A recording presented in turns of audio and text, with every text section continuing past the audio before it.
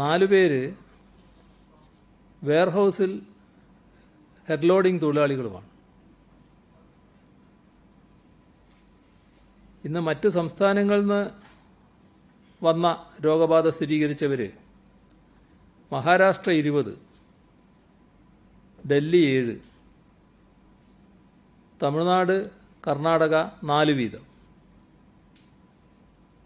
പശ്ചിമ ബംഗാൾ, മധ്യപ്രദേശ് 1 വീതം. നെഗറ്റീവായവർ ജില്ല തിരിച്ച് തിരുവനന്തപുരം 16, കൊല്ലം 2, എറണാകുളം 6, തൃശ്ശൂർ 7, പാലക്കാട് 13, മലപ്പുറം 2, കോഴിക്കോട് 3, കണ്ണൂർ 8, കാസർഗോഡ് 5. പോസിറ്റീവായവരുടെ ജില്ല തിരിച്ചുള്ള കണക്ക്: തൃശ്ശൂർ 25, പാലക്കാട് 13, മലപ്പുറം 10, കാസർഗോഡ് 10, കൊല്ലം 8, കണ്ണൂർ 7, പത്തനംതിട്ട 5, എറണാകുളം 2, കോട്ടയം 2, കോഴിക്കോട് 1. ഇന്ന് 5044 സാമ്പിളുകളാണ് പരിശോധിച്ചത്. ഇതുവരെ 2244 പേർക്കാണ് സംസ്ഥാനത്ത് രോഗം സ്ഥിരീകരിച്ചത്. അതിൽ 1258 പേർ ഇപ്പോൾ ചികിത്സയിലുണ്ട്. 2,18,949 പേരാണ് ഇപ്പോൾ നിരീക്ഷണത്തിലുള്ളത്. അതിൽ 1922 പേരാണ് ആശുപത്രികളിൽ. ഇന്ന് മാത്രം 231 പേരെ ആശുപത്രിയിൽ പ്രവേശിപ്പിച്ചു. ഇതുവരെ 1,03,757 സാമ്പിളുകളാണ് പരിശോധനയ്ക്ക് അയച്ചത്. 2,873 സാമ്പിളുകളുടെ പരിശോധനാ ഫലം വരാനുണ്ട്. ഇതുവരെ സെന്റിനൽ സർവൈലൻസിൻ്റെ ഭാഗമായി മുൻഗണനാ വിഭാഗത്തിൽപ്പെട്ട 27,118 സാമ്പിളുകളാണ് ശേഖരിച്ചത്. അതിൽ 25,757 നെഗറ്റീവായിട്ടുണ്ട്. സംസ്ഥാനത്തെ ഹോട്ട്സ്പോട്ടുകളുടെ എണ്ണം 133ആയി. ഇന്ന് പാലക്കാട് 2 ഹോട്ട്സ്പോട്ടുകൾ കൂടി വന്നിട്ടുണ്ട്. 35 ഹോട്ട്സ്പോട്ടുകൾ ഒഴിവായി. ഈ വൈറസ് വിദഗ്ധന്മാരെല്ലാം ചൂണ്ടിക്കാണിക്കുന്നത് പെട്ടെന്നൊന്നും ഇല്ലാതാകാൻ പോകുന്നില്ല എന്നാണ്.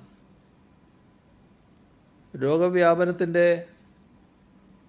തീവ്രത എപ്പോൾ കുറയുമെന്നും പറയാൻ കഴിയില്ല. ഈ ഘട്ടത്തിൽ സംസ്ഥാനത്തേക്ക് എത്തിപ്പെട്ടവർ 2,19,492 പേര് എത്തിയിട്ടുണ്ട്. അതിൽ വിദേശ രാജ്യങ്ങളിൽ നിന്ന് വന്നത് 17.71%, 38,871 പേർ.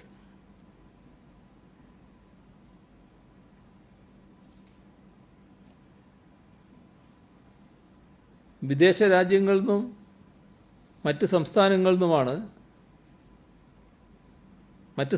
നിന്ന് വന്നവരെ എടുത്താൽ 82.29%. അത് 1,80,621. മറ്റ് സംസ്ഥാനങ്ങളിൽ നിന്നുള്ളവരിൽ 63.63% റെഡ് സോണുകളിൽ നിന്ന് വരുന്നവരാണ്. വീടുകളിൽ നിരീക്ഷണത്തിലുള്ളവർക്ക് ഓരോ കാര്യവും റിപ്പോർട്ട് ചെയ്യാൻ സംവിധാനമുണ്ടാക്കും. ഫ്രണ്ട് ലൈൻ ട്രീറ്റ്മെൻറ്റ് സെൻറ്റർ ആരോഗ്യവകുപ്പ് ഒരുക്കിയിട്ടുണ്ട്. സ്വകാര്യ ആശുപത്രികളിലേക്കും ആളുകൾക്ക് പോകാവുന്നതാണ്. ഇത് സംബന്ധിച്ച ചികിത്സാ കേന്ദ്രങ്ങളുടെ പ്രവർത്തനം ചിട്ടപ്പെടുത്തുന്നതിനുള്ള പ്രോട്ടോകോൾ ആരോഗ്യവകുപ്പ് തയ്യാറാക്കും. വിദഗ്ധ സമിതി നിർദ്ദേശപ്രകാരം ക്വാറന്റൈൻ്റെ മാർഗരേഖ പുതുക്കുകയാണ്. വിദേശത്ത് നിന്നും വരുന്നവരിൽ വീട്ടിൽ ക്വാറന്റൈൻ സൗകര്യമുള്ളവരിൽ പ്രാഥമിക പരിശോധനകൾക്ക് ശേഷം സത്യവാങ്മൂലം എഴുതി വാങ്ങി ആവശ്യമായ മുൻകരുതൽ നിർദ്ദേശങ്ങൾ നൽകും. തുറന്ന് വീടുകളിലേക്ക് പോകാൻ അനുവദിക്കും. സ്വന്തം വാഹനത്തിലോ ടാക്സിയിലോ പോകാം. ബന്ധപ്പെട്ട തദ്ദേശഭരണ സ്ഥാപനം, police, Covid care centre nodal officer, ജില്ലാ കലക്ടർ ഇവർക്കെല്ലാം ഇത് സംബന്ധിച്ച വിവരം കൈമാറും. നിശ്ചിത സമയത്തിനുള്ളിൽ യാത്രക്കാരൻ വീട്ടിലെത്തിച്ചേർന്നുവെന്ന് പോലീസ് ഉറപ്പാക്കും. വീട്ടിൽ സൗകര്യങ്ങളുണ്ട് എന്ന് ഉറപ്പുവരുത്തേണ്ട ചുമതല തദ്ദേശഭരണ സ്ഥാപനത്തിനാണ്. ന്യൂനതകളുണ്ടെങ്കിൽ സർക്കാർ ക്വാറന്റൈൻ കേന്ദ്രത്തിലേക്ക് മാറ്റുന്നതിന് നടപടി സ്വീകരിക്കും. സുരക്ഷിതമായ ക്വാറന്റൈൻ ഉറപ്പാക്കാൻ വീട്ടിലുള്ളവർക്ക് ആവശ്യമായ ബോധവൽക്കരണം നടത്തും. കുട്ടികൾ,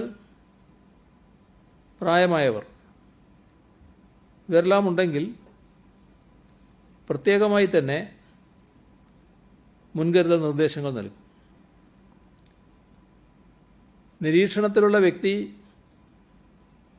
ക്വാറന്റൈൻ ലംഘിക്കാൻ പാടില്ല. ലംഘിച്ചാൽ നിയമപ്രകാരം പോലീസ് നടപടി സ്വീകരിക്കും. വീട്ടിൽ ക്വാറന്റൈൻ സൗകര്യമില്ലാത്തവർക്ക് സർക്കാർ ക്വാറന്റൈൻ കേന്ദ്രത്തിലേക്ക് സ്വന്തം വാഹനത്തിലോ ടാക്സിയിലോ പോകാവുന്നതാണ്. വീടുകളിൽ സൗകര്യമില്ലാത്ത ആളുകൾക്കാണ് ഇൻസ്റ്റിറ്റ്യൂഷണൽ ക്വാറന്റൈൻ സർക്കാർ നൽകുക. പെയ്ഡ് ക്വാറന്റൈൻ ഇത് ആവശ്യപ്പെടുന്നവർക്ക് ഒരുക്കുന്ന ഹോട്ടൽ സംവിധാനമാണ്. പ്രത്യേകമായി ആവശ്യപ്പെട്ടാൽ ആ സൗകര്യം ഒരുക്കിക്കൊടുക്കും. ഈ രണ്ട് കേന്ദ്രങ്ങളിലും ആവശ്യമായ സൗകര്യങ്ങളും നിരീക്ഷണങ്ങളും, കർശനമായ നിരീക്ഷണവും ബന്ധപ്പെട്ട തദ്ദേശഭരണ സ്ഥാപനം, റവന്യൂ അധികൃതർ, പോലീസ് ഇവരെല്ലാം ഉറപ്പുവരുത്തും. വിമാനം വഴിയും ട്രെയിൻ വഴിയും റോഡ് മാർഗവും മറ്റ് സംസ്ഥാനങ്ങളിൽ നിന്ന് വരുന്നവർക്ക് ക്വാറന്റൈൻ ഏർപ്പെടുത്തുന്നതിന് പുതിയ മാർഗരേഖയുണ്ട്. സംസ്ഥാനത്ത് എത്തുന്നതിന് മുൻപായി കോവിഡ് ജാഗ്രതാ പോർട്ടലിലൂടെ ഹോം ക്വാറന്റൈൻ സംബന്ധിച്ച് സത്യവാങ്മൂലം നൽകണം. സ്വന്തം വീടോ അനുയോജ്യമായ മറ്റൊരു വീടോ ഇതിനായി തിരഞ്ഞെടുക്കാം. സത്യവാങ്മൂലം സംബന്ധിച്ച് ജില്ലാ കോവിഡ് കൺട്രോൾ റൂം വിശദമായ അന്വേഷണം നടത്തി സുരക്ഷിത ക്വാറന്റൈൻ ഉറപ്പാക്കും. അല്ലാത്തപക്ഷം ഇൻസ്റ്റിറ്റ്യൂഷണൽ ക്വാറന്റൈനോ പെയ്ഡ് ക്വാറന്റൈനോ അതിനാവശ്യമായ സൗകര്യമൊരുക്കും. സംസ്ഥാനത്ത് പ്രവേശിക്കുന്നതിന് അനുമതി നൽകുന്ന വിവരം ബന്ധപ്പെട്ട തദ്ദേശ സ്വയംഭരണ സ്ഥാപനം, police, Covid care centre nodal officer, ജില്ലാ കലക്ടർ ഇവരെയെല്ലാം അറിയിച്ചിരിക്കണമെന്നും വ്യവസ്ഥയുണ്ട്. കണ്ടെയ്ൻമെൻറ് സോൺ നിർണ്ണയിക്കുന്ന കാര്യത്തിൽ ചില മാറ്റങ്ങൾ വരുത്തുന്നുണ്ട്. ഓരോ ദിവസവും രാത്രി 12 മണിക്ക് മുൻപായി കണ്ടെയ്ൻമെൻറ് സോൺ വിജ്ഞാപനം ചെയ്യും. പഞ്ചായത്ത് തലത്തിൽ കണ്ടെയ്ൻമെൻറ് സോൺ വാർഡ് തലത്തിലായിരിക്കും. കോർപ്പറേഷൻ തലത്തിൽ സബ് വാർഡ് തലത്തിലായിരിക്കും പ്രഖ്യാപിക്കുക. ചന്ത, തുറമുഖം, കോളനി, സ്ട്രീറ്റ്, താമസ പ്രദേശം തുടങ്ങിയ പ്രാദേശിക സാഹചര്യമനുസരിച്ച് കണ്ടെയ്ൻമെൻറ് സോൺ തീരുമാനിക്കാം. ഒരു വാർഡിൽ ഒരു വ്യക്തി ലോക്കൽ കോൺടാക്റ്റ് വഴി കോവിഡ് പോസിറ്റീവ് ആയാൽ, അതേപോലെ തന്നെ വീടുകളിൽ ക്വാറന്റൈനിലുള്ള 2 വ്യക്തികൾ പോസിറ്റീവായാൽ ഒരു വാർഡിൽ 10-ൽ കൂടുതൽ പ്രൈമറി കോൺടാക്റ്റിലുള്ളവർ നിരീക്ഷണത്തിലായാൽ ഒരു വാർഡിൽ 25-ൽ കൂടുതൽ പേർ സെക്കൻഡറി കോൺടാക്റ്റിലൂടെ നിരീക്ഷണത്തിലായാൽ കോവിഡ് വ്യാപനത്തിനുള്ള സാധ്യത ഒരു സബ് വാർഡിലോ ചന്ത, ഹാർബർ, ഷോപ്പിംഗ് മാൾ, സ്ട്രീറ്റ്, താമസ പ്രദേശം ഇവയിലോ കണ്ടെത്തിയാൽ, ഇങ്ങനെയുള്ള സാഹചര്യങ്ങളെല്ലാം ഉണ്ടാകുമ്പോഴാണ് ഒരു പ്രത്യേക പ്രദേശം കണ്ടെയ്ൻമെൻറ് സോണാകുന്നത്. 7 ദിവസത്തേക്കാണ് പ്രഖ്യാപിക്കുക. അത് കഴിഞ്ഞ് ഇത് നീട്ടണോ എന്നുള്ളത് ജില്ലാ കലക്ടറുടെ ശുപാർശ പ്രകാരമാണ് തീരുമാനിക്കുക. വാർഡുകളിലെ 50% കൂടുതൽ കണ്ടെയ്ൻമെൻറ് സോണുകളുള്ള തദ്ദേശ സ്വയംഭരണ സ്ഥാപനം red colour coded local self government ആകും. അതെപ്പോഴാണോ 50% താഴെയാകുന്നത് അപ്പോഴത് ഒഴിവാക്കുകയും ചെയ്യും.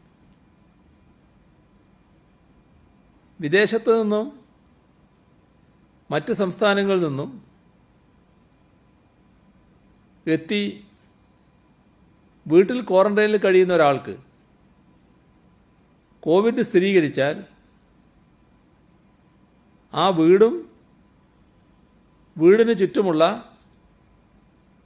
നിശ്ചിത ചുറ്റളവിലുള്ള വീടുകളും ചേർത്ത് കണ്ടെയ്ൻമെൻറ് സോണായി പ്രഖ്യാപിക്കും.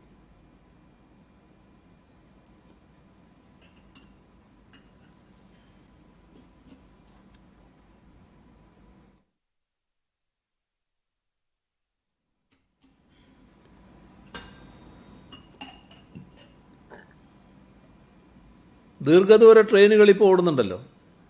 ആ ട്രെയിനുകളിൽ വരുന്നവർ വന്നിറങ്ങി ഒരു സ്റ്റേഷനിൽ അങ്ങനെ കുറച്ച് നേരം തങ്ങുക, എന്നിട്ട് മറ്റൊരു ട്രെയിനിൽ കയറി യാത്ര ചെയ്യുക. അങ്ങനെ ഈ പരിശോധകരുടെ കണ്ണു വെട്ടിക്കുന്ന ഒരു സംവിധാനം വരുന്നുണ്ട്. കഴിഞ്ഞ ദിവസം എറണാകുളത്ത് നിന്ന് കൊല്ലത്ത് നിന്ന് വന്നിറങ്ങിയ ആളുകളെ ഇത്തരത്തിൽ പോലീസ് കണ്ടെത്തി. അവർ ദീർഘദൂര ട്രെയിനിൽ വന്നവരാണ്. പക്ഷേ അതല്ലാത്ത മട്ടിൽ മറ്റൊരു ട്രെയിനിൽ എറണാകുളത്ത് ഇറങ്ങി എറണാകുളത്ത് നിന്ന് വേറൊരു ട്രെയിനിൽ കയറി കൊല്ലത്ത് വന്ന് ഇറങ്ങുകയാണ് ചെയ്തത്. ഇത് അത്തരം ആളുകൾ മനസ്സിലാക്കേണ്ടത് ഇത്തരം നടപടികൾ സൃഷ്ടിക്കുന്ന ആഘാതം വളരെ വലുതാണ്. അവർ തോൽപ്പിക്കുന്നത് പരിശോധനാ സംവിധാനത്തെയല്ല, സ്വന്തം സഹോദരങ്ങളെ തന്നെയാണ്. അതിലാർക്കെങ്കിലും രോഗബാധയുണ്ടെങ്കിൽ സമൂഹത്തിന് അതിന് വലിയ വിലയാണ് കൊടുക്കേണ്ടി വരുന്നത്. അപ്പം അത്തരത്തിലുള്ള നടപടികൾ ഒരു തരത്തിലും സ്വീകരിക്കരുത് എന്നാണ് പൊതുവെ അഭ്യർത്ഥിക്കാനുള്ളത്. അതേപോലെ തന്നെ വേറൊരു കാര്യമുണ്ടായത്, പത്തനംതിട്ട ജില്ലയിൽ ഹൃദ്രോഗ ആശുപത്രിയിലെത്തിയ വനിത ബാംഗ്ലൂരിൽ നിന്ന് വന്നതാണ്. പക്ഷേ ബാംഗ്ലൂരിൽ നിന്ന് വന്നതാണ് എന്ന കാര്യം അവർ മറച്ചു വെച്ചു. ആൻജിയോപ്ലാസ്റ്റിക്ക് ശേഷം അവർ മരണമടഞ്ഞു. അതിനുശേഷമാണ് യാത്രയുടെയും മറ്റും വിവരം ആശുപത്രി അധികൃതർ അറിയുന്നത്. അതോടെ ആശുപത്രി ഒന്നടങ്കം പ്രതിസന്ധിയിലാവുകയാണ്. 2 ദിവസം എടുത്തു ഇവർ കോവിഡ് നെഗറ്റീവാണ് എന്ന് സ്ഥിരീകരിക്കുന്നത്. അപ്പോൾ മാത്രമാണ് ആശ്വാസമായത്. ഉന്നത വിദ്യാഭ്യാസമുള്ള കുടുംബമായിട്ടും ഇത്തരത്തിൽ മറച്ചു വെക്കാനുള്ളൊരു പ്രവണത കാണിക്കുന്നു എന്നത് പ്രത്യേകം ശ്രദ്ധിക്കേണ്ട കാര്യമാണ്.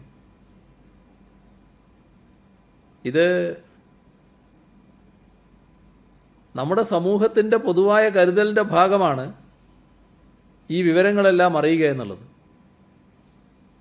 അതനുസരിച്ച് ആരോഗ്യ പ്രവർത്തകർക്ക് ആവശ്യമായ സുരക്ഷാ ക്രമീകരണങ്ങൾ ഒരുക്കാൻ പറ്റും. ഇവിടെ ചിലർ ഹെൽത്ത് ഇൻസ്പെക്ടറുടെ നമ്പർ പോലും സേവ് ചെയ്യാൻ തയ്യാറാകുന്നില്ല എന്ന് പറയുന്നുണ്ട്. അതേസമയം ഇത്തരത്തിൽ എത്തിച്ചേരുന്ന ആളുകളെ കണ്ടെത്തി അവർക്ക് വേണ്ട എല്ലാ നിർദ്ദേശങ്ങളും നൽകുന്നതിലും ആവശ്യമെങ്കിൽ ആശുപത്രിയിൽ എത്തിക്കാനും നിരീക്ഷിക്കാനുമൊക്കെയുള്ള ജാഗ്രത പ്രാദേശിക തലത്തിൽ കൈവിടാൻ പാടില്ല. അതാണ് ഈ രോഗവ്യാപനം തടയാനുള്ള ഏറ്റവും പ്രധാനപ്പെട്ട ഉപാധി എന്നത് നാം മറന്നുപോകരുത്. ഇപ്പം നമ്മുടെ അതിഥി തൊഴിലാളികളിൽ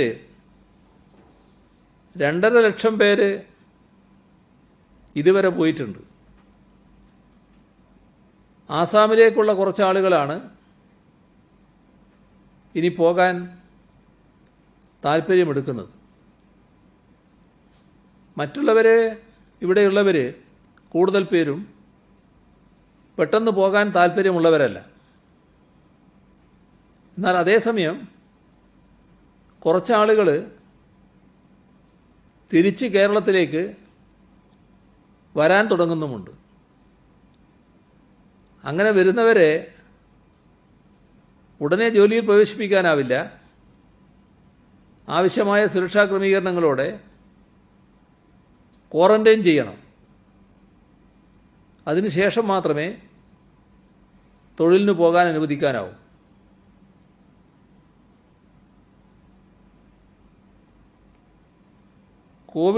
കോവിഡ് വിവിധ മേഖലകളെ ബാധിച്ചല്ലോ. കഴിഞ്ഞ ദിവസം IT മേഖലയെക്കുറിച്ചൊരു ചർച്ച നടന്നിരുന്നു. ഇത് IT മേഖലയെ വല്ലാതെ ഉലച്ചിട്ടുണ്ട്.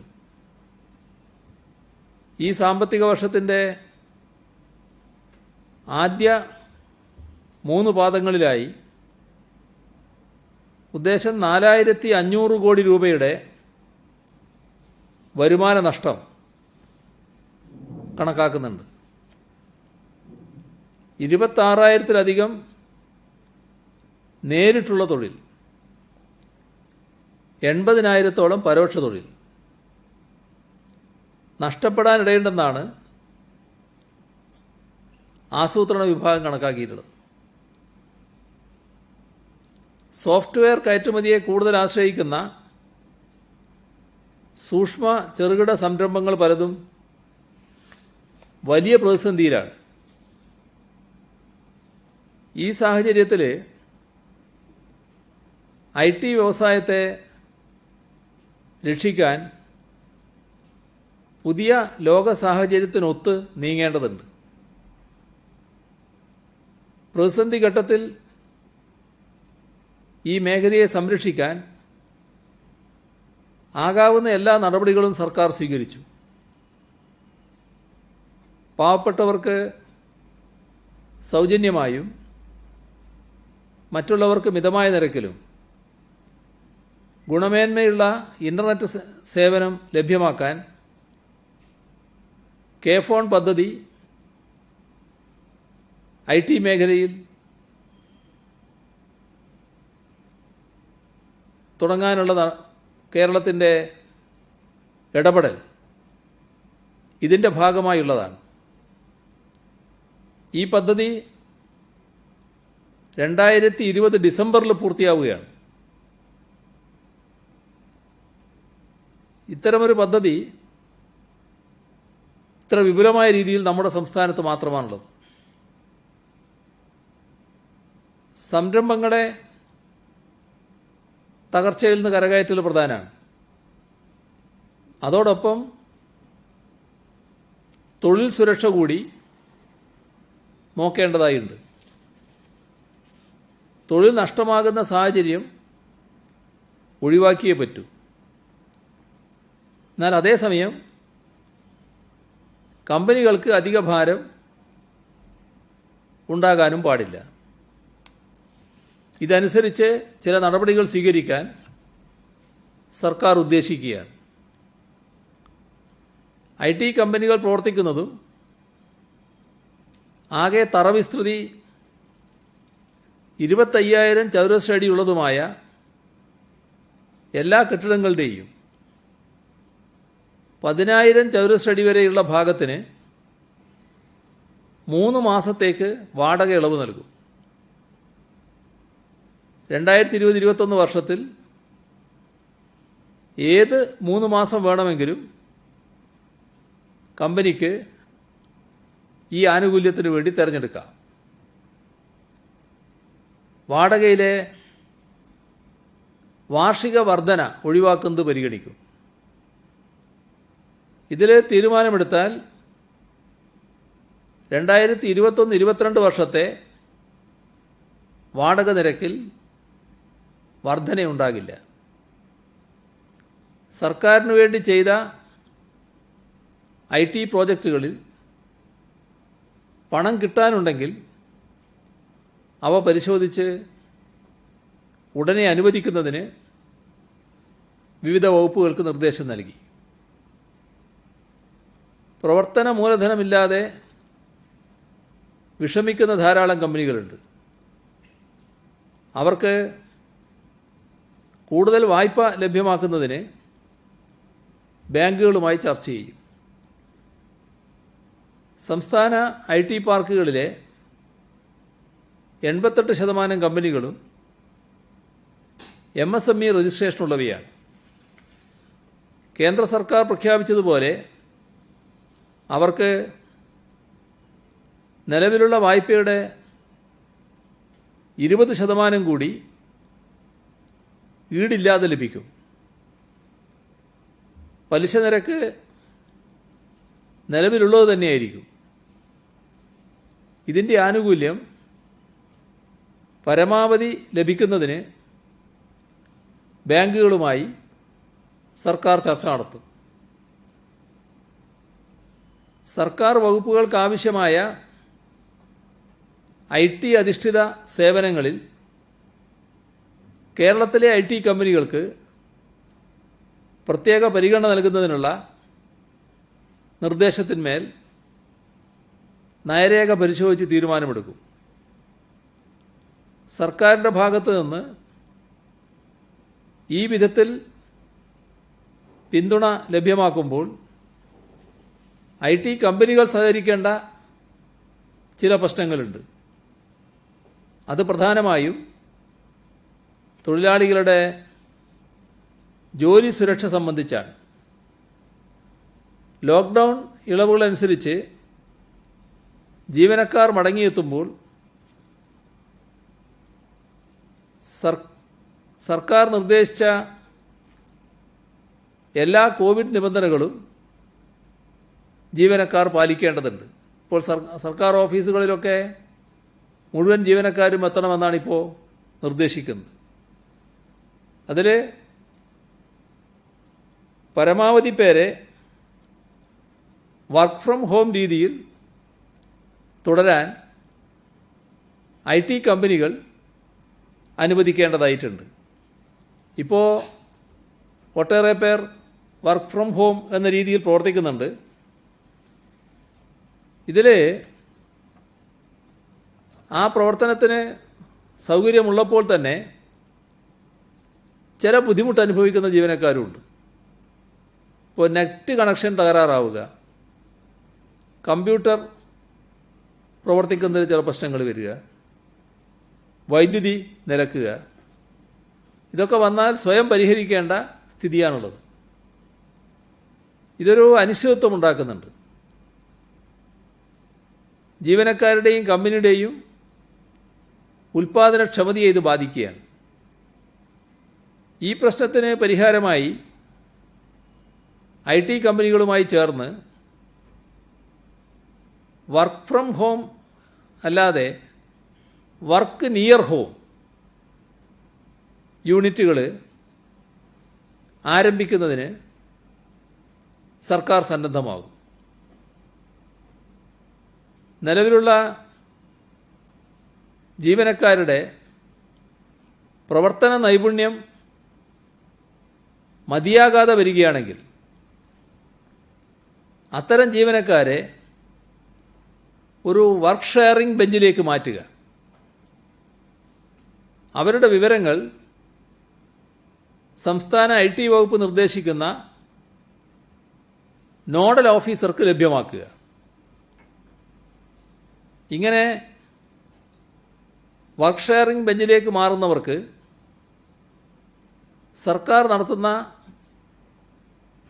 നൈപുണ്യ വികസന പരിശീലനങ്ങളിൽ പങ്കെടുക്കാൻ അനുമതി നൽകണം. ഉചിതമായ ശേഷി ആർജിക്കുന്ന മുറക്ക് അവരെ പുതിയ പ്രോജക്റ്റുകളിൽ ഉൾപ്പെടുത്തണം. വർക്ക് ഷെയറിംഗ് ബെഞ്ചിലുള്ളവരുടെ സേവനം മറ്റ് കമ്പനികൾക്കോ സർക്കാർ വകുപ്പുകൾക്കോ ഉപയോഗിക്കാൻ അനുമതി നൽകണം. അത്തരം പ്രവർത്തികൾക്ക് ലഭിക്കുന്ന പ്രതിഫലം ഈ ജീവനക്കാരുടെ ശമ്പളം നൽകുന്നതിന് വിനിയോഗിക്കുന്നതിന് പരിഗണിക്കണം. വർക്ക് ഷെയറിംഗ് ബെഞ്ചിലേക്ക് മാറ്റപ്പെടുന്ന ജീവനക്കാരെ മുഴുവൻ പുതിയ പ്രോജക്റ്റുകളിൽ നിയമിച്ച ശേഷമേ പുറത്തുനിന്ന് ആളുകൾ എടുക്കാവൂ എന്ന നിർദ്ദേശം കൂടി സർക്കാർ മുന്നോട്ട് വെച്ചു. കോവിഡ് പ്രതിരോധത്തിലൂടെ കേരളത്തിൽ ലഭിച്ച ലോകശ്രദ്ധ ഐ ടി ഉൾപ്പെടെയുള്ള മേഖലകളിൽ പുതിയ അവസരങ്ങൾ പ്രയോജനപ്പെടുത്തുന്നതിന് സഹായകമാണെന്ന് ചർച്ചയിൽ പങ്കെടുത്തവർ അഭിപ്രായപ്പെട്ടു. ഏത് മേഖലയിലായാലും കോവിഡിന് ശേഷം കേരളത്തിന് പുതിയ അവസരങ്ങൾ കൈവരും. സാങ്കേതിക വിദ്യ അടിസ്ഥാനമായുള്ള വ്യവസായങ്ങൾക്കാണ് ഇനി വലിയ സാധ്യതയുള്ളത്. എല്ലാ പുതിയ വ്യവസായങ്ങൾക്കും ഇൻഫർമേഷൻ ടെക്നോളജിയുടെ പുറന്തോട് ആവശ്യമായി വരുമെന്നത് ഈ മേഖലയിൽ ഒരുപാട് അവസരങ്ങൾ സൃഷ്ടിക്കും. ആരോഗ്യപരിപാലനം, വിദ്യാഭ്യാസം, IT, മാനുഫാക്ചറിംഗ് തുടങ്ങിയ മേഖലകളിലാണ് കേരളത്തിന് വലിയ സാധ്യതകളുള്ളതായി വ്യവസായികളും ഈ രംഗത്തെ വിദഗ്ധരും കാണുന്നത്. ഇത് പ്രയോജനപ്പെടുത്തുന്നതിനുള്ള നടപടികൾ കേരളം ഇപ്പോൾ തന്നെ തുടങ്ങിക്കഴിഞ്ഞു. CII, ഫിക്കി മുതലായ വ്യവസായ സംഘടനകളുമായി നേരത്തെ തന്നെ സർക്കാർ ചർച്ച നടത്തിയിരുന്നു. വിദേശ നിക്ഷേപം ആകർഷിക്കുന്നതിന് വിദേശ കമ്പനികളുടെയും വ്യവസായ സംഘടനകളുടെയും പ്രതിനിധികൾ ഉൾക്കൊള്ളുന്ന കമ്മിറ്റി രൂപീകരിച്ച് പ്രവർത്തനം തുടങ്ങിയിരിക്കുകയാണ്. വിദ്യാഭ്യാസത്തിൻ്റെ കാര്യത്തിൽ കേരളത്തിലെ കുട്ടികൾക്ക് ഇവിടെ തന്നെ ഉന്നത നിലവാരമുള്ള വിദ്യാഭ്യാസത്തിന് അവസരമുണ്ടാകണം. അതേപോലെ തന്നെ വിദേശത്തുള്ളവരെ ഇങ്ങോട്ട് ആകർഷിക്കാനും കഴിയണം. ഈ ലക്ഷ്യം മുൻനിർത്തി ഉന്നത വിദ്യാഭ്യാസ രംഗം പുനഃസംഘടിപ്പിക്കാൻ സർക്കാർ ആലോചിക്കുകയാണ്. ഈ സാഹചര്യത്തിൽ കേരളത്തിൻ്റെ വ്യവസായ അംബാസഡർമാരായി മാറാൻ IT മേഖലയിലെ പ്രമുഖർ തയ്യാറാകണമെന്ന് കഴിഞ്ഞ ദിവസം നടത്തിയ വീഡിയോ കോൺഫറൻസിൽ അവരോട് അഭ്യർത്ഥിക്കുകയുണ്ടായി. കേന്ദ്ര വനാവകാശ നിയമപ്രകാരം പട്ടികവർഗക്കാർക്ക് നൽകാനായി വിവിധ സ്ഥലങ്ങളിൽ നടപടിക്രമം പൂർത്തീകരിച്ച 510 പേർക്കുള്ള ഭൂമി എത്രയും വേഗം നൽകണമെന്ന് തീരുമാനിച്ചിട്ടുണ്ട്. 4361 പട്ടികവർഗക്കാർക്ക് 3588.52 ഏക്കർ ഭൂമിയാണ് സർക്കാർ അധികാരത്തിൽ വന്ന ശേഷം നൽകിയത്. സുപ്രീം കോടതി വിധിപ്രകാരം ലഭിച്ച നിക്ഷിപ്ത വനഭൂമിയിൽ 1804.75 ഏക്കർ ഭൂമി 2568 പേർക്ക് വിതരണം ചെയ്തു. 478 പേർക്ക് 174.77 ഏക്കർ ഭൂമി ലാൻഡ് ബാങ്ക് പദ്ധതി പ്രകാരം വാങ്ങി നൽകിയിട്ടുണ്ട്.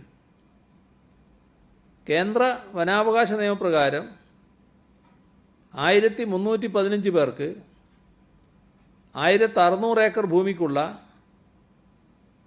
ROR നൽകി. അവശേഷിക്കുന്ന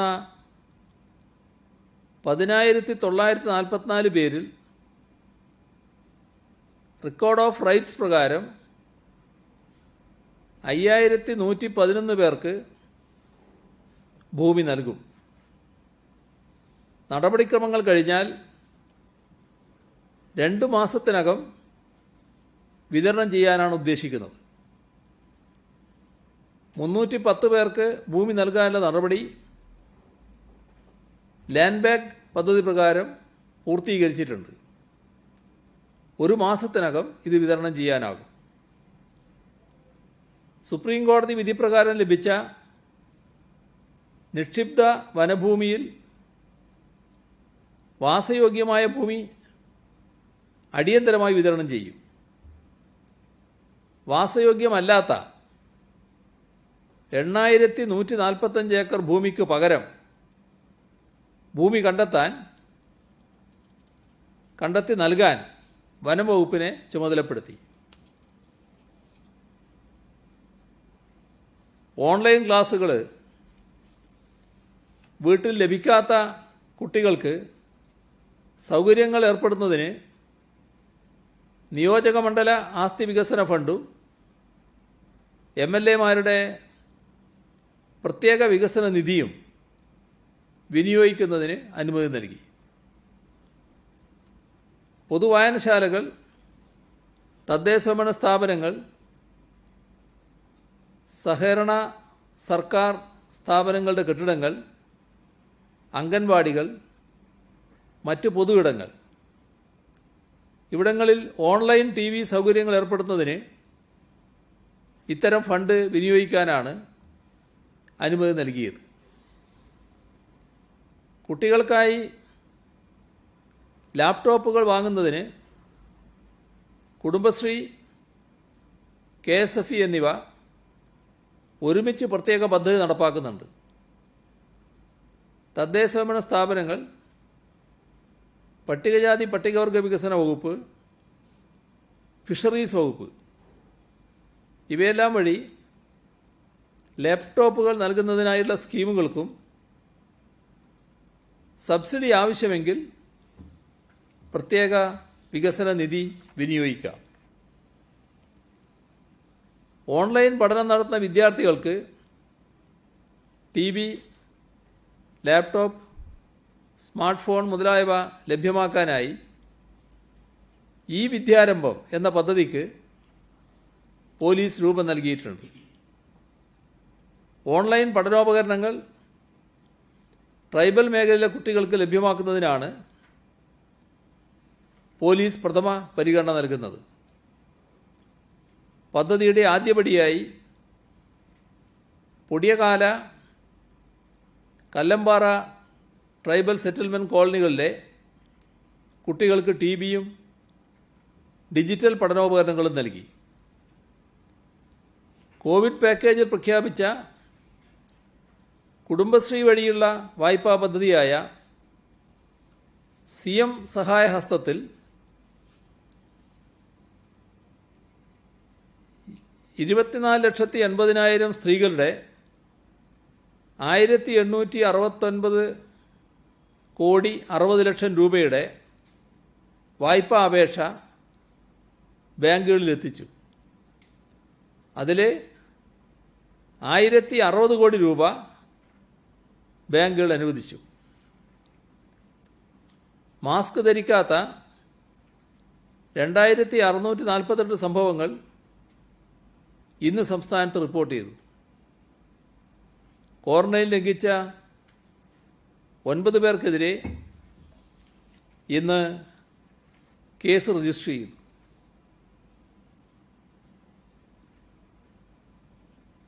വിവിധ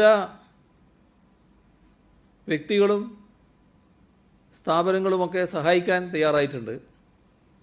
എറണാകുളം അങ്കമാലി അതിരൂപത 7,02,00,000 രൂപയുടെ കോവിഡ് പ്രതിരോധ പ്രവർത്തനങ്ങൾ നടത്തിയതായി ആർച്ച് ബിഷപ്പ് മാർ ആന്റണി കരിയിൽ അറിയിച്ചു.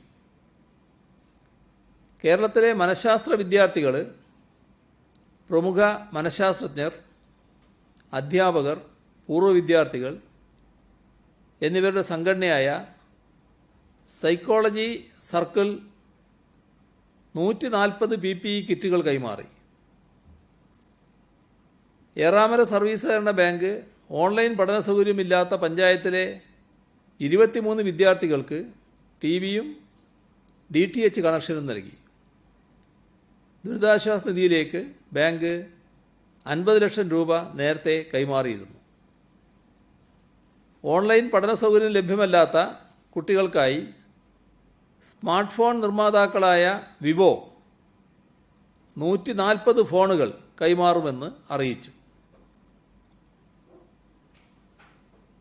ദുരിതാശ്വാസ നിധിയിലേക്കുള്ള സഹായം ക്രഷർ ഓണേഴ്സ് അസോസിയേഷൻ പാലക്കാട് ജില്ലാ കമ്മിറ്റി 86 ലക്ഷം രൂപ, കോറിയൻ ക്രഷർ ഓണേഴ്സ് അസോസിയേഷൻ കൊല്ലം ജില്ലാ കമ്മിറ്റി 47,25,000 രൂപ, കേരള ഗവൺമെൻറ് കോൺട്രാക്ടേഴ്സ് ഫെഡറേഷൻ 25,50,000 രൂപ, Kerala state cooperative marketing federation 15 ലക്ഷം രൂപ, കണ്ണൂർ ചെമ്പേരി വിമൽജ്യോതി എഞ്ചിനീയറിംഗ് കോളേജ് പൂർവ്വ വിദ്യാർത്ഥി കൂട്ടായ്മ വിജസിയൻസ് 11,55,555 രൂപ,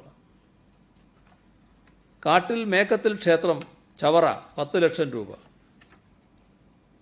വെള്ളറട ഗ്രാമപഞ്ചായത്ത് 10 ലക്ഷം, Alappuzha urban cooperative bank 6,33,866, Kollayil ഗ്രാമപഞ്ചായത്ത് 5 ലക്ഷം. മുഴക്കുന്ന് മൃദംഗ ശൈലേശ്വരി ക്ഷേത്രം 5 ലക്ഷം. Mukkam Selva bricks and metals ഉടമ അബ്ദുൾ റസാഖ് PK 5 ലക്ഷം.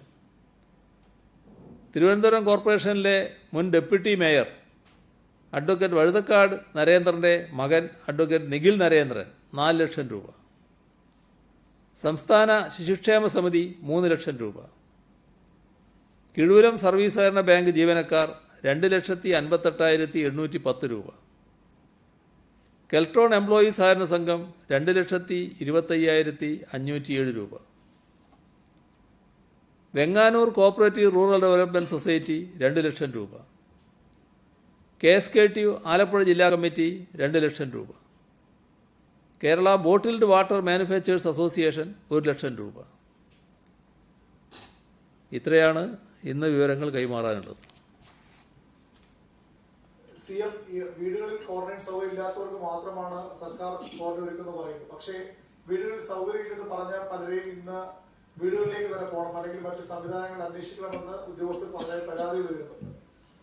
മറ്റൊരു സംഭവം ഇതിലെ തിരുവനന്തപുരം മെഡിക്കൽ കോളേജ് ആശുപത്രിയിൽ 2 പേർ തൂങ്ങി മരിക്കാൻ, 2 കോവിഡ് വാർഡിലുള്ളവരാണ്, കോവിഡ് രോഗികളുമായിരുന്നു. ഒരാൾ നെഗറ്റീവ് ആയതാണെങ്കിൽ പോലും അവിടെ സുരക്ഷ ഒരുക്കുന്നില്ലെന്ന പരാതിയും അതിന് തെളിവ് ഇത്ര സമയത്ത്. ഇതിൽ നമ്മുടെ കേരളത്തിൽ ഹോം ക്വാറന്റൈൻ വളരെ വിജയകരമായി നാം നടപ്പാക്കിയതാണ്. നേരത്തെ 1.25 ലക്ഷം ആളുകൾ നമ്മുടെ ഹോം ക്വാറന്റൈനിലായിരുന്നു നേരത്തെയുള്ള ഘട്ടത്തിൽ. ആ ഘട്ടം നമ്മൾ വിജയകരമായി കടന്നതാണ്. അത് രാജ്യം തന്നെ ശ്രദ്ധിച്ചൊരു കാര്യമാണത്. അപ്പോൾ ഇക്കാര്യത്തിൽ വീട്ടിൽ സൗകര്യം ഉണ്ടെങ്കിൽ ആ പരിശോധനയ്ക്ക് ശേഷമാണ് സൗകര്യം ഉള്ളിടത്ത് നിങ്ങൾ പോകണമെന്ന് പറയുന്നത്. അങ്ങനെയാണെങ്കിൽ വീട്ടിൽ തന്നെ കഴിയണം. അതാണ് ഉദ്യോഗസ്ഥന്മാർ പറഞ്ഞിട്ടുണ്ടാവുക. ആ ഹോം ക്വാറന്റൈൻ സൗകര്യം അനുവദിക്കുകയാണ്. നമ്മുടെ ആരോഗ്യ പ്രവർത്തകർ അങ്ങേയറ്റം ശ്രദ്ധയോടെയാണ് രോഗികളെ പരിചരിച്ചുകൊണ്ടിരിക്കുന്നതെന്ന് നമുക്കെല്ലാവർക്കും അറിയാം. കാരണം അങ്ങനെയാണ് വലിയ പ്രായമുള്ളവരടക്കം രോഗാവസ്ഥയിൽ നിന്ന് രക്ഷപ്പെട്ടു വന്നത്. ആ രക്ഷപ്പെട്ടവർ ആരോഗ്യ പ്രവർത്തകരെ എത്ര കണ്ടാണ് അനുമോദിച്ചത് എന്നത് നമ്മളെല്ലാവരും കണ്ടതാണ്. നമ്മുടെ നാട്ടുകാർ മാത്രമല്ല, വിദേശികളായിട്ടുള്ളവർ പോലും ആ സ്നേഹസ്പർശം അനുഭവിച്ചവരാണ്. അപ്പോൾ അവർ ഈ ദിവസങ്ങളെല്ലാം വർക്ക് ചെയ്തുകൊണ്ടിരിക്കുകയാണ്. ഇപ്പോൾ ഉള്ളൊരു പ്രത്യേകത, ഇത്തരം ആളുകൾ സ്വാഭാവികമായും ക്വാറന്റൈനിൽ കഴിയേണ്ടി വരുന്നു. ആശുപത്രിയിലും ക്വാറന്റൈനിൽ കഴിയുന്ന അവസ്ഥയാണ്. അപ്പോൾ അതിൻ്റെ ഭാഗമായി ഒറ്റക്ക് കഴിയേണ്ടി വരുന്ന അവസ്ഥ വരുന്നുണ്ട്. രോഗികളുടെ കൂട്ടത്തിൽ അവർക്ക് ആവശ്യമായ കൗൺസിലിംഗ് നൽകാൻ ആരോഗ്യവകുപ്പ് ശ്രദ്ധിക്കുന്നുണ്ട്. നിർഭാഗ്യകരമായ 2 സംഭവമാണ് ഉണ്ടായത്. അതിൽ ഒരാൾ പൂർണ്ണ നെഗറ്റീവായിരുന്നു. നെഗറ്റീവായി പുറത്തു പോകാമെന്ന് അദ്ദേഹത്തിന് തന്നെ അറിയുകയും ചെയ്യുക. അത് അറിയാത്ത ഒരു കേസല്ല. പുറത്തു പോകാനുള്ള തയ്യാറെടുപ്പ് നടന്നുകൊണ്ടിരിക്കുകയാണ്. അതിനിടക്കാണ് അദ്ദേഹം ഇങ്ങനെ മരണമടയുന്ന സ്ഥിതിയുണ്ടായത്. അത് നിർഭാഗ്യകരമായ ഒരു കാര്യമായി. തുടർന്ന് മറ്റൊരാളും ഈ തരത്തിൽ ഉണ്ടായി. ഇത് നമ്മുടെ ഒരു അശ്രദ്ധ കൊണ്ട് സംഭവിച്ചതാണ് എന്ന് പറയാൻ പറ്റില്ല. എന്നാൽ ഈ സംഭവത്തിൽ നിന്ന് ഇത്തരം കാര്യങ്ങൾ ആവർത്തിക്കാതിരിക്കാൻ എന്തൊക്കെ നാം ചെയ്യേണ്ടതുണ്ട്? ഈ കൗൺസിലിംഗ് കുറേ കൂടി ശക്തിപ്പെടുത്തേണ്ടതായിട്ട് വരും. ചില പ്രത്യേക നിലപാടുകൾ ചിലരുടെ ഭാഗത്തുണ്ടാവും. അത്തരം ആളുകളെ പ്രത്യേകമായി തിരിച്ചറിഞ്ഞുകൊണ്ട് പ്രത്യേകമായി തന്നെ ശ്രദ്ധിക്കുന്ന സംവിധാനം ഒരുക്കേണ്ടതായി വരും. ഇതാണ് നാം അതിൽ ചെയ്യാൻ ഉദ്ദേശിക്കുന്നത്. ICMR പുതിയ റിപ്പോർട്ട് അനുസരിച്ച് കൂടുതൽ പേർ കോവിഡ് ബാധിതരാകാനുള്ള സാധ്യതയുണ്ടെന്ന് പറയുന്നു. സംസ്ഥാനത്ത് ആദ്യം കോവിഡ് കേസുകൾ കുറഞ്ഞു നിന്നപ്പോൾ സംസ്ഥാനം ഏറെ ജാഗ്രത പുലർത്തി. ഇപ്പോൾ കോവിഡ് കേസുകൾ കൂടുകയാണ്. സംസ്ഥാനത്തിന്റെ കോവിഡ് പ്രതിരോധത്തിൽ പാളിച്ച പറ്റിയിട്ടുണ്ടോ? അത്തരത്തിലുള്ള വിമർശനങ്ങൾ ധാരാളം ഇപ്പോൾ വരുന്നു. സമരരംഗത്തേക്ക് യുവജന സംഘടനകൾ വരുന്നു. മെഡിക്കൽ കോളേജിൽ നഴ്സുമാർ സമരം ചെയ്യുന്നു. അപ്പോൾ പ്രതിരോധം എവിടെയെങ്കിലും പാളിയതായി മുഖ്യമന്ത്രി അങ്ങനെ കരുതുന്നുണ്ടോ? ഇതിന് 2 വശമുണ്ട്. ഈ സർക്കാരിൻ്റെ പ്രതിരോധ നടപടികളിലോ അല്ലെങ്കിൽ സമൂഹം പൊതുവെ സ്വീകരിക്കുന്ന പ്രതിരോധ നടപടികളിലോ വലിയ കുറവുകളുണ്ടായിട്ടില്ല. അതുകൊണ്ടാണ് നമ്മുടെ സമ്പർക്ക വ്യാപനം വർദ്ധിക്കാതിരിക്കുന്നത്. അല്ലെങ്കിൽ സമ്പർക്ക വ്യാപനം വലിയ തോതിൽ വരേണ്ടതായിരുന്നു. അത് കാണിക്കുന്നത് നമ്മുടെ ജാഗ്രത നല്ല തോതിൽ വിജയിക്കുന്നുവെന്ന് തന്നെയാണ്. എന്നാൽ നിങ്ങൾ പറഞ്ഞ രണ്ടാമത്തെ വശവുമുണ്ട്. അത് സർക്കാരിൻ്റെ കുറവ് കൊണ്ട് സംഭവിക്കുന്നതല്ല. നമ്മുടെ നാട്ടിൽ ഇത്തരം ഒരു അവസ്ഥ നമ്മൾ നേരിടുന്നുവെന്ന് മനസ്സിലാക്കാത്ത നില ചിലർ സ്വീകരിക്കുന്നുണ്ട്. അതിൻ്റെ ഭാഗമായി ജാഗ്രത കുറവ് ചിലരിലുണ്ടാകുന്നുണ്ട്. ഈ ജാഗ്രത അങ്ങനെ തുറേണ്ടതില്ല എന്ന് ചിന്തിക്കുന്ന ചിലരുണ്ടോയെന്നറിയില്ല. ഇത് വലിയ ആപത്താണ്. നമുക്ക് അവരെയും കൂടി ബോധ്യപ്പെടുത്താനാവണം, അവരെയും കൂടി പൊതുധാരയുടെ ഭാഗമാക്കാനാവണം. കാരണം നമ്മുടെ സമൂഹത്തിൻ്റെ രക്ഷ ഈ പൊതുവായ സമ്പർക്ക വിലക്കിലൂടെയാണ് ഉണ്ടാകുന്നത്. അതിനാണ് നമ്മളിപ്പോൾ സ്വീകരിക്കുന്ന മാസ്ക് ധരിക്കലായാലും നമ്മുടെ ഹാൻഡ് സാനിറ്റൈസർ ഉപയോഗിച്ചുള്ള ബ്രേക്ക് ദ ചെയിൻ, സോപ്പ് ഇട്ട് കഴുകലായാലും എല്ലാ കാര്യങ്ങളും നമ്മൾ സംഘടിപ്പിക്കുന്നത് അതിൻ്റെ ഭാഗമായി. ശാരീരിക അകലം പാലിക്കൽ, ഇതൊക്കെ ഇതിൻ്റെ ഭാഗമാണ്. ഇത് നമുക്ക് പെട്ടെന്ന് അവസാനിപ്പിക്കാൻ കഴിയുമെന്ന് ചിന്തിക്കാൻ പാടില്ല. ഇപ്പോൾ വിദഗ്ധരെല്ലാം പറയുന്നത് ഈ രോഗം പെട്ടെന്ന് അങ്ങ് അവസാനിപ്പിക്കാൻ നമുക്ക് കഴിയുമെന്നല്ല, നമ്മുടെ കൂടെ തന്നെ ഈ വൈറസ് ഉണ്ടാകുമെന്നാണ് പറയുന്നത്. അപ്പോൾ ഇതിനോടൊപ്പം നമുക്ക് ജീവിക്കേണ്ട ഒരു സാഹചര്യമാണുള്ളത്. അപ്പോൾ അതിനനുസരിച്ചുള്ള പുതിയ ശീലങ്ങൾ നമ്മൾ സ്വീകരിക്കേണ്ടതായിട്ടുണ്ട്. പണ്ടേ നമ്മൾ ശീലിച്ച ചില ശീലങ്ങളുണ്ട്. അതിൻ്റെ ചില ഭാഗങ്ങളാണ് നിങ്ങളിവിടെ ചൂണ്ടിക്കാണിച്ചത്. അത് ചിലത് ഇവിടെ നടക്കുന്നു എന്നുള്ളത് ശരിയാണ്. പക്ഷേ പുതിയ ശീലങ്ങളിലേക്ക് നമുക്ക് മാറേണ്ടി വരും. മാറണം. എങ്കിൽ മാത്രമേ ഈ ആരോഗ്യകരമായൊരു സമൂഹത്തെ നമുക്ക് നിലനിർത്താനാവും. ഇപ്പോൾ കൈവിട്ടു പോയിട്ടില്ല. എന്നാൽ നല്ല ജാഗ്രതയോടെ തന്നെ അതിന് നാം ശ്രദ്ധിക്കേണ്ടതായിട്ടുണ്ട്. പ്രവാസികൾക്ക് വേണ്ടി 2.5 ലക്ഷത്തോളം ബെഡ് നമ്മൾ കണ്ടെത്തിയതായും 1,63,000 ബെഡ് സജ്ജീകരിച്ചതായി CM തന്നെ വ്യക്തമാക്കിയിരുന്നു. ആ ബെഡുകൾ എവിടെയെന്ന ചോദ്യം പ്രതിപക്ഷം ഉന്നയിക്കുന്നുണ്ട്. നമ്മൾ ഈ തീരുമാനത്തിൽ നിന്ന് ഹോം ക്വാറന്റൈൻ മതി എന്ന തീരുമാനത്തിലേക്ക് നമ്മൾ എത്തിപ്പെടുന്നത് ഈ കടുത്ത സാമ്പത്തിക പ്രതിസന്ധിക്കിടയിൽ കൂടുതൽ സാമ്പത്തിക ബാധ്യത ഉണ്ടാകും എന്ന് കണക്കാക്കിക്കൊണ്ട് എന്തുകൊണ്ടാണ് ഒരു പിന്മാറ്റം? ഒന്നുമല്ല, ഇതല്ല ആദ്യഘട്ടം മുതലേ നമ്മൾ സ്വീകരിക്കുന്ന നിലപാടാണ്. നമ്മൾ ക്വാറന്റൈൻ തുടങ്ങിയ ഘട്ടത്തിൽ തന്നെ ഹോം ക്വാറന്റൈനാണ് നമ്മൾ ശ്രദ്ധിച്ചത്. ആ ഹോം ക്വാറന്റൈൻ വിജയകരമായി നമുക്ക് നടപ്പാക്കാൻ കഴിഞ്ഞിട്ടുണ്ട്. അത് ഇന്ത്യ ഗവൺമെൻറ്റിനും ബോധ്യമുള്ള കാര്യമാണ്. അതാണ് ഇന്ത്യ ഗവൺമെൻറ് മുന്നിലും നമ്മൾ പറഞ്ഞത്. ആദ്യഘട്ടത്തിൽ അതിൻ്റെ ഭാഗമായിട്ടാണ് പകുതി എന്നത് ഒരു നിലയിലേക്ക് എത്തിയത്. ഇപ്പോൾ അത് നമ്മൾ പൂർണ്ണതയിലേക്ക് എത്തുന്ന ഒരു നിലയിലേക്ക് വന്നിരിക്കുന്നു. ഇത് വിജയകരമായി നടപ്പാക്കിയൊരു കാര്യം, അത് വിജയിച്ച മാതൃകയാണ്. അതിന് മാത്രമുള്ള ബോധ നിലവാരം നമ്മുടെ നാട്ടിലുണ്ട്. യഥാർത്ഥത്തിൽ ഹോം ക്വാറന്റൈൻ എന്നത് ഇപ്പോൾ നമ്മൾ റൂം ക്വാറന്റൈനിലേക്ക് മാറുകയാണ്. അതെല്ലാം നമ്മുടെ സമൂഹത്തിന് ചെയ്യാൻ സാധിക്കും. അത്രമാത്രം ശേഷി നമ്മുടെ പൊതുസമൂഹത്തിനുണ്ട്. ആ ജാഗ്രത കാത്തു സൂക്ഷിക്കാനാവും.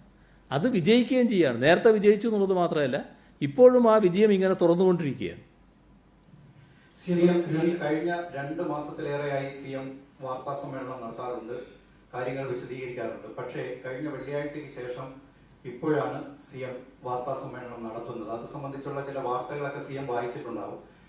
അങ്ങനെ എന്തെങ്കിലും ഒരു കാരണം ഉണ്ടോ ഇങ്ങനെ വാർത്താ സമ്മേളനം നടത്താതിരുന്നതിന്? അതോ ഇനി വരും ദിവസങ്ങളിലും ഇങ്ങനെ തന്നെയായിരിക്കുമോ? അല്ല, വാർത്താ സമ്മേളനങ്ങൾ ആവശ്യമുള്ളപ്പോഴൊക്കെ നടത്താറാണല്ലോ പതിവ്. അത് ഞാൻ എപ്പോഴും പറയുന്ന കാര്യമാണ്. നിങ്ങളെ പണ്ട് കാണുന്നില്ല എന്ന് പറയുന്ന കാലത്തും ഞാൻ പറയുന്നൊരു കാര്യമുണ്ട്, എപ്പോഴാണോ ആവശ്യം വരുന്നത് അപ്പോൾ നിങ്ങളെ കാണുമെന്നുള്ളത്. അതിനൊരു വീഴ്ചയും വരുത്തിയിട്ടില്ല. ഇപ്പോൾ പല കാര്യങ്ങളും ഇതിനിടക്കുണ്ടായി. അതുകൊണ്ട് വാർത്താ സമ്മേളനം കുറച്ച് മാറിയെന്ന് മാത്രമേ ഉള്ളൂ. അത് ഒഴിവാക്കുന്ന പ്രശ്നമേ ഇല്ല. നിങ്ങളെ അങ്ങനെ ഒഴിവാക്കി പോകാൻ പറ്റും.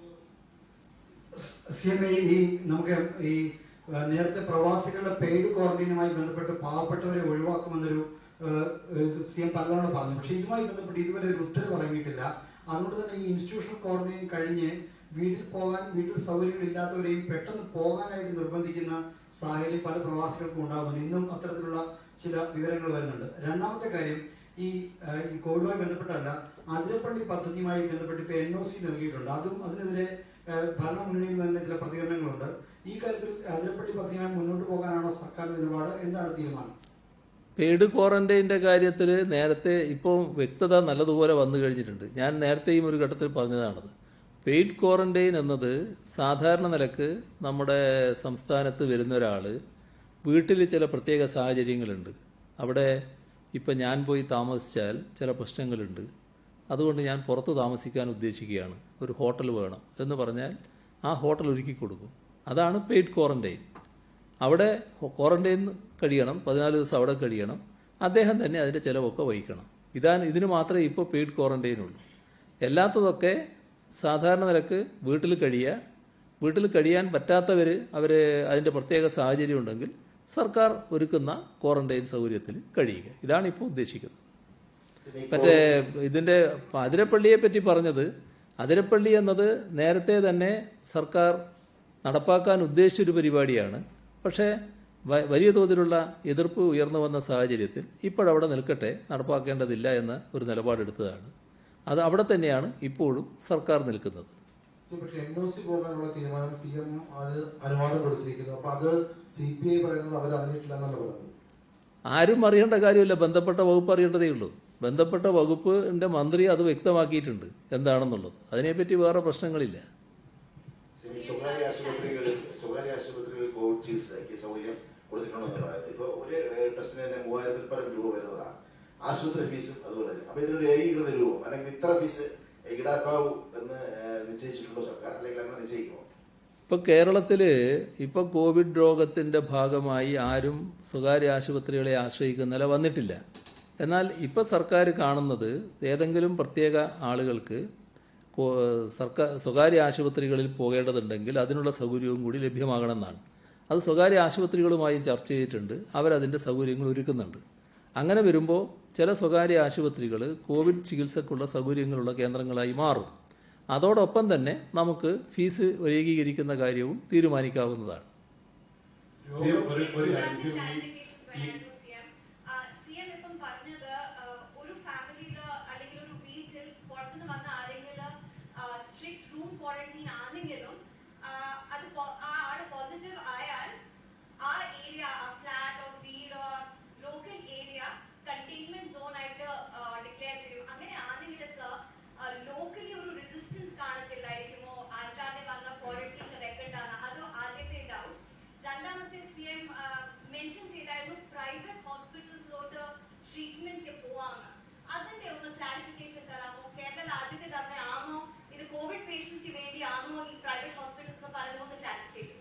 ഞാൻ ആദ്യത്തതിന് പറയാം, രണ്ടാമത്തെ വീണ്ടും ചോദിച്ചാൽ പറയാം.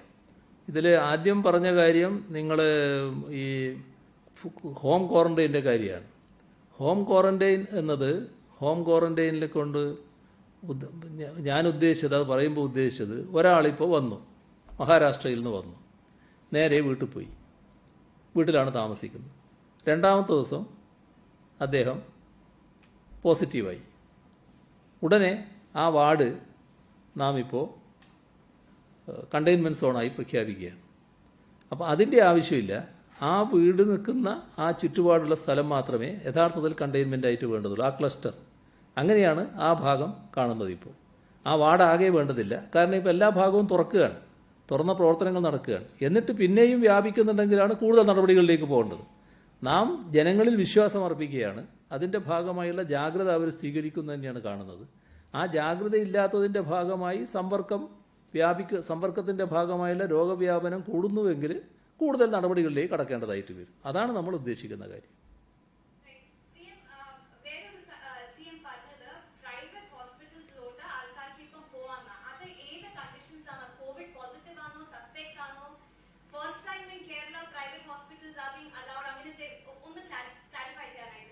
പ്രൈവറ്റ് ഹോസ്പിറ്റൽ ഇപ്പോൾ ഒരു രോഗത്തിന് സ്ഥിരമായിട്ട് ചികിത്സിച്ചുകൊണ്ടിരിക്കുന്ന ഒരാളാണെന്ന് വിചാരിക്കുക.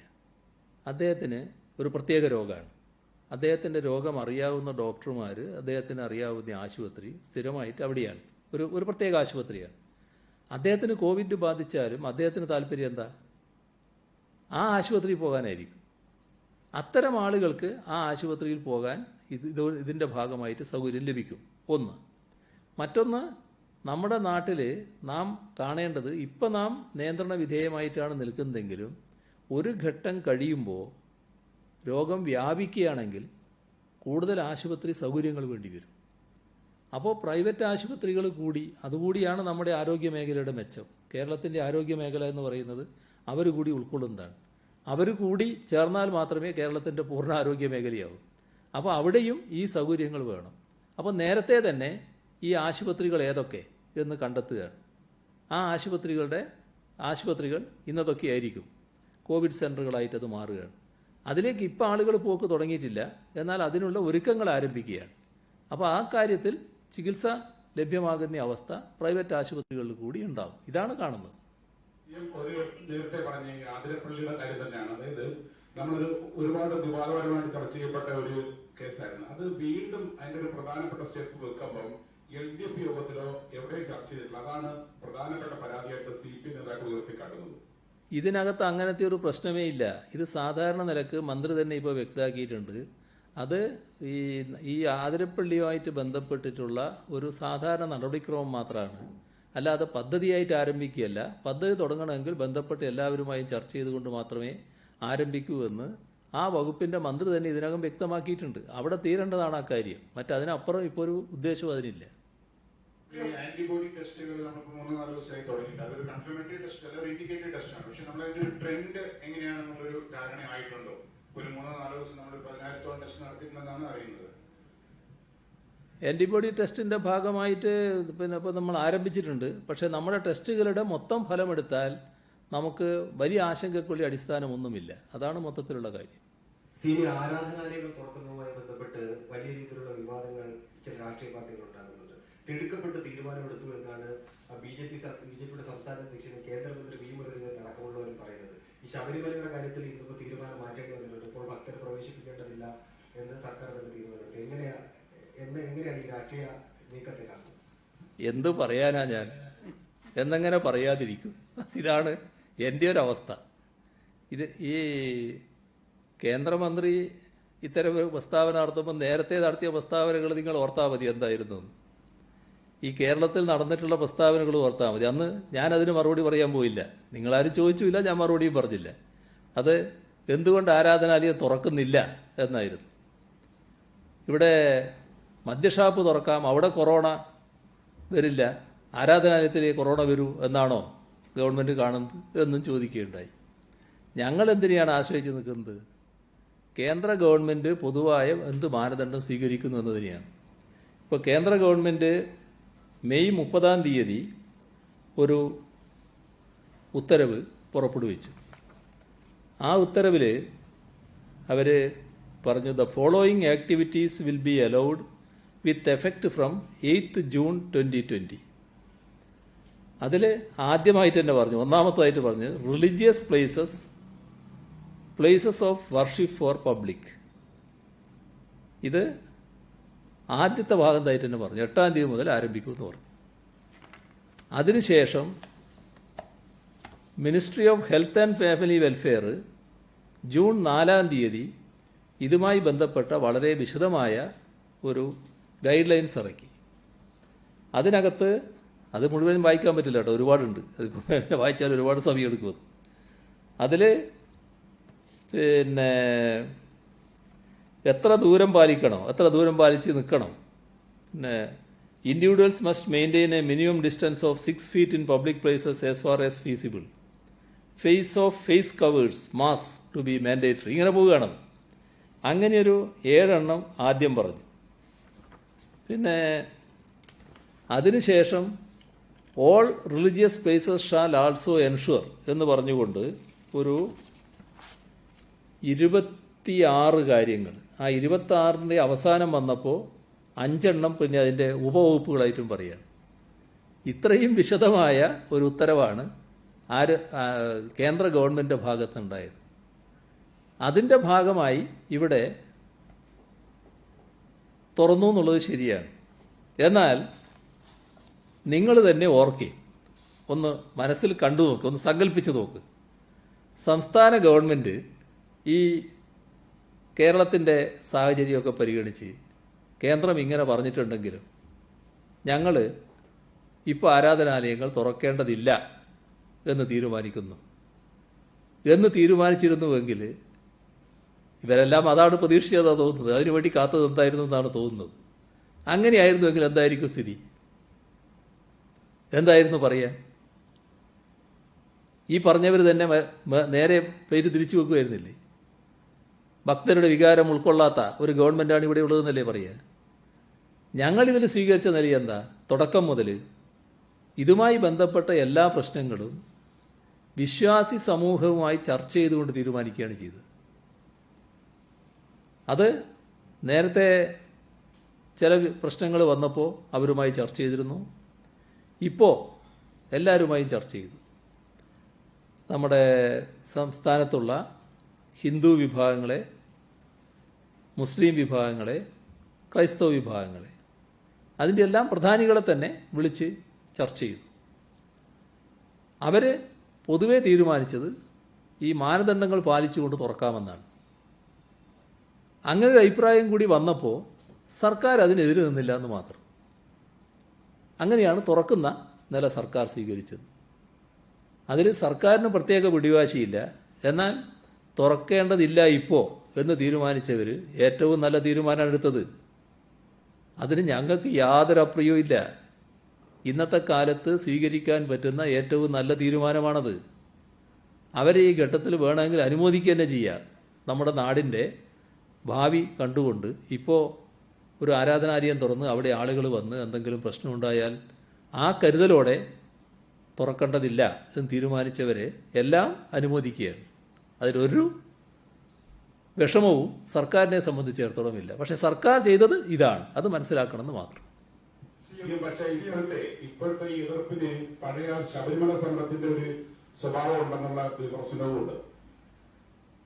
ഞാനതിലേക്കൊക്കെ പോകണ്ടെന്ന് വിചാരിച്ചാണ് ഞാൻ നിൽക്കുന്നത്. അതുകൊണ്ടാണ് ഇതിന് ചില തരത്തിലുള്ള പ്രത്യേക ഏകോപനങ്ങൾ നമ്മുടെ ചില ഘട്ടങ്ങളിൽ ഉണ്ടാകാറുണ്ട്. ആ ഏകോപനം ഇതിൽ കാണാൻ കഴിയുന്നുണ്ട്. സിഎം, ഈ രോഗികളുടെ എണ്ണം കൂടി വരുന്ന സാഹചര്യത്തിൽ രോഗലക്ഷണങ്ങൾ ഇല്ലാത്തവരിലും ടെസ്റ്റുകളുടെ എണ്ണം കൂട്ടാനുള്ള ഉദ്ദേശമുണ്ടോ? ഒന്നാമത്. രണ്ട്, ഇപ്പോൾ ഏറ്റവും കൂടുതൽ രോഗവ്യാപനമുള്ള പാലക്കാട്, മലപ്പുറം, കണ്ണൂർ ജില്ല, കാസർഗോഡ് ജില്ലകൾക്ക് വേണ്ടിയിട്ട് എന്തെങ്കിലും പ്രത്യേക ഒരു ഇന്റർവെൻഷൻ പ്രോഗ്രാം എന്തെങ്കിലും ഗവൺമെന്റ് ഉദ്ദേശിക്കുന്നുണ്ടോ? രണ്ട് കാര്യങ്ങളിലുമുണ്ട്. അതായത് രോഗലക്ഷണങ്ങളില്ലാത്തവരെ അടക്കം പരിശോധിക്കുന്ന സംവിധാനം നേരത്തെ തുടങ്ങിയിട്ടുണ്ട്. അതാണ് ഞാൻ പറഞ്ഞത്. ആ പരിശോധനയുടെ ഭാഗമായിട്ട് രോഗികളായിട്ടുള്ളവരെ അധികം കണ്ടെത്തിയിട്ടില്ല. വളരെ അപൂർവം ചില കേസുകൾ മാത്രമേ ഉണ്ടായിട്ടുള്ളൂ. അതാണ് അതിൻ്റെ ഒരു പ്രത്യേകത. പിന്നെ രോഗവ്യാപനം ശക്തമായ സ്ഥലങ്ങളിൽ പ്രത്യേകമായ രീതിയിൽ തന്നെ ഇടപെടാനുള്ള നടപടികൾ സർക്കാർ സ്വീകരിക്കുന്നുണ്ട്. അപ്പോൾ നമ്മൾ സമയം കഴിഞ്ഞു പോയി. മതി, ഇനി ഇന്ന് മതി.